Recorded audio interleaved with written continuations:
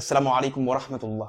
Tu ne sais pas à quel point le fait de délaisser la prière par négligence est si grave jusqu'au jour où ce soit la fin de ta vie.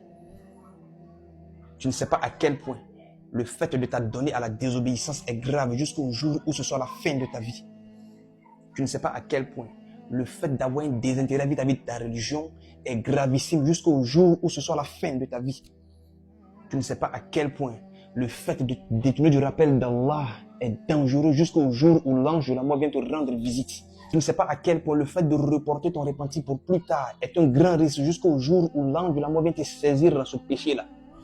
Et en ce moment-là, quand tu fais face à l'ange de la mort, tu as la certitude en fait que c'est la finalité. Tu sais que là, personne ne peut empêcher cela. Et c'est en ce moment que tu vas commencer à te faire le bilan de toutes les désobéissances que tu as faites. De toutes les fois où tu avais la possibilité de te repentir, mais tu as reporté ton repentir pour plus tard.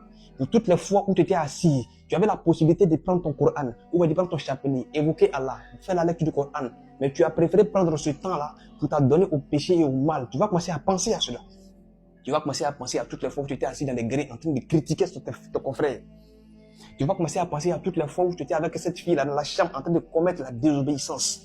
Tu vas commencer à penser à toutes les filles que tu étais en train d'appuyer dans les différents couloirs. Tu vas commencer à penser à toutes les fois où tu t'es exhibé devant les hommes dans le but d'attirer leur regard sur toi.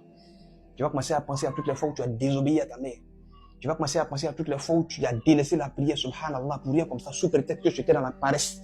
Tu vas commencer à toutes les fois où Allah t'a appelé, mais tu as dit, ya Allah, il faut attendre, après je vais me repentir. Et en ce moment, quand tu finis de faire le bilan de tout cela, tu auras une seule réaction. Cette réaction, c'est quoi? Subhanallah, mais j'ai mis ma vie dans quoi? Et en ce moment-là, tu vas faire une seule demande à Allah. Rabbi rji'oun, ya Allah, s'il te plaît, fais-moi revenir afin que je puisse être parmi les dieux. Fais-moi revenir afin que je puisse réparer mon erreur.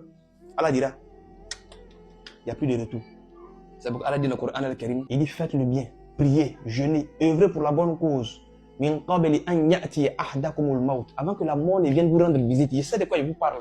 Mes serviteurs, profitez, ne vous laissez pas avoir par le diable. Faites le bien. Parce que quand la mort vient, vous allez me demander de vous donner une seconde, mais il ne va pas vous donner des... Donc profitez de ça dès maintenant. Allah me rappelle cela chaque fois dans le Coran. Min qabli an ya'ti ahdakumul maut, avant que la mort ne vienne vous rendre visite. فَيَقُولَ رَبِّ لَوْلَا أَخَّرْتَنِي إِلَىٰ أَجَلٍ قَرِيبٍ. Tu vas dire, ya Allah, s'il te plaît, est-ce que tu peux me donner ne serait-ce qu'un petit temps afin que je puisse faire le bien? Allah va dire non, il n'y a pas de possibilité. Et il y a plein de personnes qui ont quitté ce monde dans ce état-là, avec ce regret-là. Mais sauf que ce regret ne leur serait plus profitable. Parce que la durée de leur vie est atteinte. La mission est achevée. Il reste maintenant à faire le bilan et à te récompenser en fonction de tes œuvres. Mon frère, ma soeur, ça va nous arriver tous. L'ange de la mort va nous visiter. Mais ça va te visiter en quel état? Dans l'état où tu es actuellement, est-ce que tu penses que si l'ange de la mort te visite là, ce serait bien?